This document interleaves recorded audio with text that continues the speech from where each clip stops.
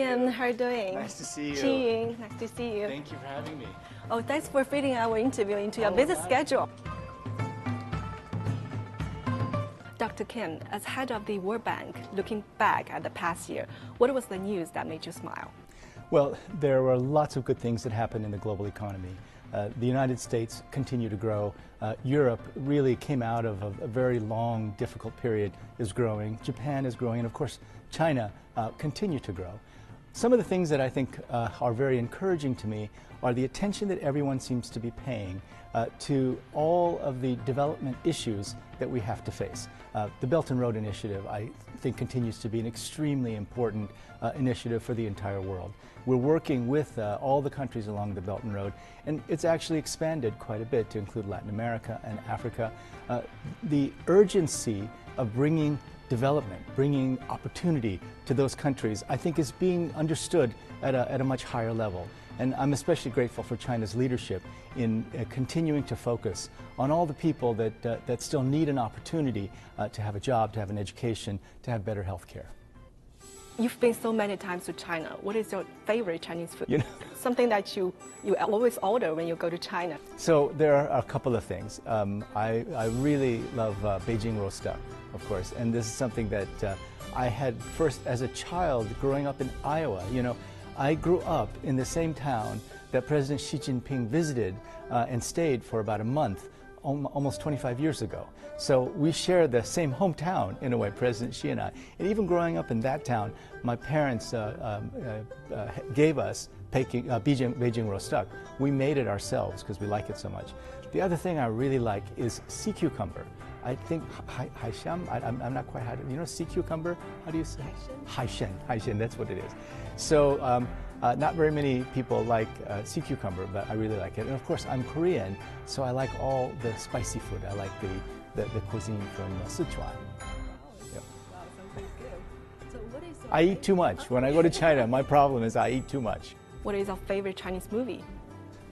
Well, you know,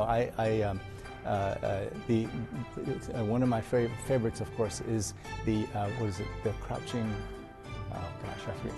Tiger, yeah. What was it called? Yeah. Crouching Tiger, Hidden Dragon. I've watched Jackie Chan movies for a very long time. In Chinese zodiac, the year of the dog will bring, hopefully, financial prosperity, which is a very good thing. Any specific hope for the world economy and China's economy?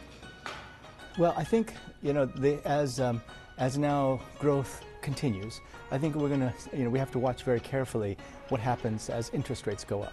So, you know, we know that the Fed funds rate will go up over time. The United States Fed funds rate will go up over time. We know that the European Central Bank has been talking about interest rate rises. And, you know, as the economy heats up, there are going to be measures taken so that inflation doesn't go up too quickly. And so I think there'll be some adjustments in the economy. But all this we have to see is good news. That means that the economy is growing, people have more to spend. And so I hope for a very, very good year. Of course, my concern is mostly with the developing countries. And it seems that growth in the developing countries is back on track. But I think the most important thing that we have to focus on is what are the drivers of economic growth in the future?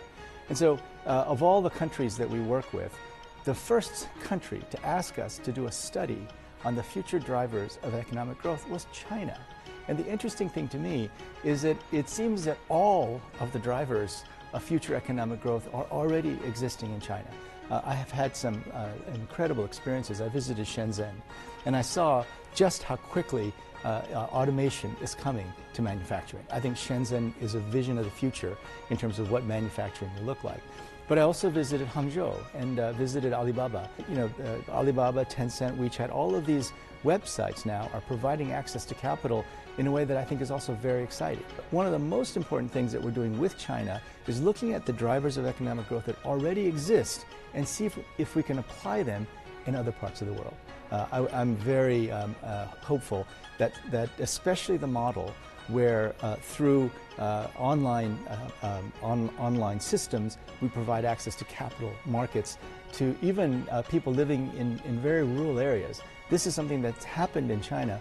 We'd love to see that happen in India, in South Asia, in Africa. So I'm optimistic, but we have work to do. And I think there's so much that we can learn from China and bring to other parts of the world. And our last question today, what will be your New Year message this year to the Chinese people? 祝春节快乐，过年大吉。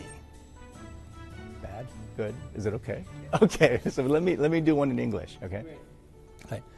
I want to wish all the people in China a very happy New Year, the year of the dog.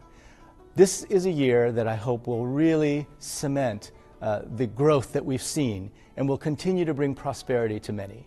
You know, I say all the time that China has done something that no other country in the world has done, lifted more than 800 million people out of extreme poverty. We look forward to working with the Chinese government, Chinese corporations, with the Chinese people to try to bring these lessons to all other parts of the world. China is a source of hope for so many of the people that I work with in South Asia, in Africa, where people are living in extreme poverty. We think that we can take the lessons that you've shown us in China to the rest of the world and bring the kind of prosperity that we hope for you to everyone.